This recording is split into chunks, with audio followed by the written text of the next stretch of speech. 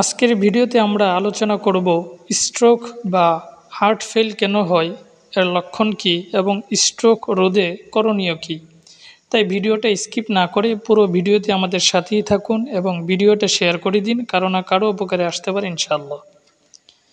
সম্মানিত দর্শক, চলুন আমরা তাহলে জেনে নেই স্ট্রোক কেন হয়। স্ট্রোক হয় যখন মস্তিষ্কের রক্ত প্রবাহ বাধাগ্রস্ত হয়, যার ফলে মস্তিষ্কের কোষগুলো পর্যাপ্ত অক্সিজেন ও পুষ্টি পায় না এবং কিছু সময়ের মধ্যে মারা যেতে শুরু করে, যার ফলে রোগীর দেহের কোনো অংশ অচল, দুর্বল বা বিকল হয়ে যেতে পারে। সম্মানিত দর্শক, স্ট্রোকের প্রথম এবং উপসর্গ হলো অতিরিক্ত টেনশন করা বা মানসিক চাপে থাকা। নাম্বার 2, অনিদ্রা বা বেশি রাত জাগা। একজন মানুষ দৈনিক 8 ঘন্টা না ঘুমালে তার স্ট্রোকের সম্ভাবনা বেড়ে যায়।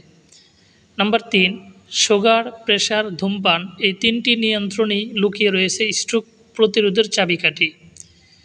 স্ট্রোকের ঝুঁকি কমাতে ধূমপান ও অ্যালকোহল থেকে তাই দূরে থাকুন।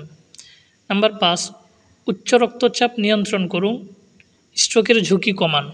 সম্মানিত দর্শক, স্ট্রোক প্রতিরোধে যে সকল খাবার বা কাজগুলো ভূমিকা রাখে সেগুলো সম্পর্কে আমরা কিছু ধারণা নিই। নাম্বার 1, স্ট্রোক প্রতিরোধে স্বাস্থ্যকর খাদ্য অভ্যাস গড়ে তুলুন।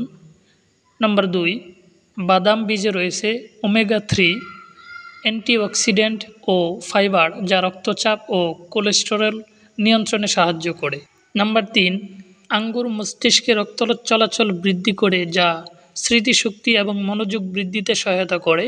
এটি হতাশা ও উদ্বেগ কমাতেও সহায়তা করে। নাম্বার 4, স্ট্রোক পরবর্তী পুনর্বাসনে সাঁতার কাটাকে একটি কার্যকর এবং নিরাপদ থেরাপি হিসাবে বিবেচনা করা হয়।